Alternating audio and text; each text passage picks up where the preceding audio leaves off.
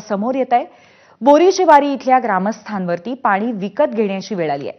60 रुपये मोजल्यानंतर 200 लिटरचा ड्रम भरून मिळतो। या गावातील बहुतेक लोक मजुरी करतात। दिवसाला 200 रुपये मजुरी मिळते आणि त्यातले 60 रुपये पाण्यासाठी खर्च होतात। त्यामुळे 140 रुपयामध्ये फक्त घर चालवण्याची वेळ आता इथल्या ग्रामस्थांवर आली आहे। कित्येक महिन्यांपासून हा प्रकार असाच सुरू होता आणि त्यानंतर आता प्रशासनाला जाग आली आहे। पाणी प्रश्न सोडवण्यासाठी शासनाकडून हालचाली सुरू झाल्या आहेत, मात्र आता बोरीची वारीमध्ये नवीनच समस्या उद्भवली आहे।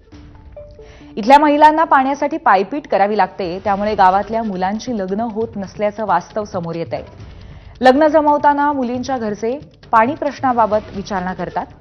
इथली परिस्थिती कळताच लग्नाला नकार देतात। त्यामुळे गावातील कित्येक मुलांची लग्न रखडली आहेत, असं इथल्या महिलांनी सांगितलं।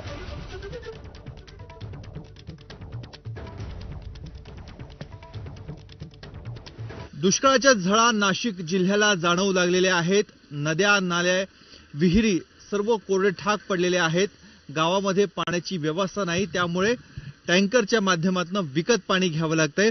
हे असे जे ड्रम आहेत, 200 लिटरचा एक ड्रम आहे आणि एका ड्रमसाठी साधारणतः 60 रुपये इथल्या ग्रामस्थांना मोजावे लागत आहेत।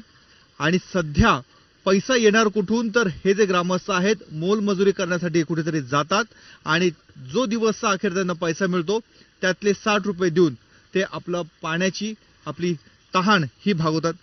ताई, काय सांगाल, काय परिस्थिती आहे, कधीपासूनची अशी तुम्हाला पाणी विकत घ्यावं लागतं? 2 महिन्यापासून विकत पाणी घ्यावं लागतं। जनावरांसाठी, आंघोळीसाठी पाणीच नाही इथं हे गावात। पिण्याला कुठलं पाणी वापरता? बोरचं हेच पाणी। हा, रोज मंजुरी नाही भेटत। कधी कधी भेटते, कधी कधी भेटतच नाही। मग त्याच्यामुळे कधी कधी पाणी असं अडचण करून एक दिवस आंघोळ करायची, एक दिवस करायची पण नाही। मग असं करायचं। मग पण हे पाणी किती वेळ पुरतं? हे एकच दिवस पुरत आम्हाला फक्त। जनावरांना पण आम्ही तेच पाणी पाजतो, आम्ही पण तेच, आंघोळीसाठी पण तेच, सगळ्यासाठी। मग त्याच्यामुळे आम्हाला ना ते पाणी पुरतच नाही। सरकारकडनं तुम्हाला टँकर नाही मिळत आहे? नाही भेटलंच नाही आम्हाला, आम्ही विकतच घेतो पाणी।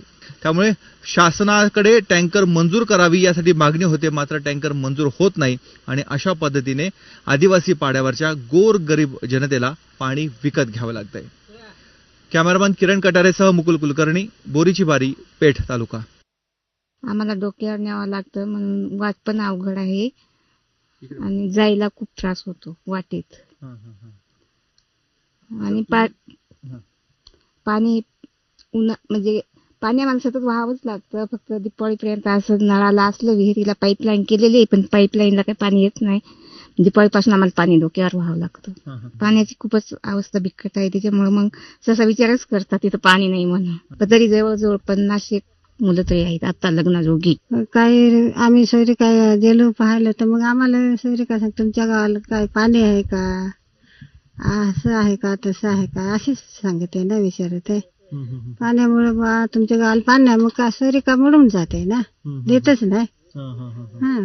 लग्न आम्ही गण शेती करतो, खाया पियाची आम्हाला अडचण नाही, पण पाण्यामुळं ना हे पैशामुळं आमची अडचण आहे। पाण्याची समस्या जी आहे ना, ही फार पूर्वीपासून आहे। म्हणजे आमचा पण जन्म नव्हता तिथून आहे, पण मग आता थोडं हे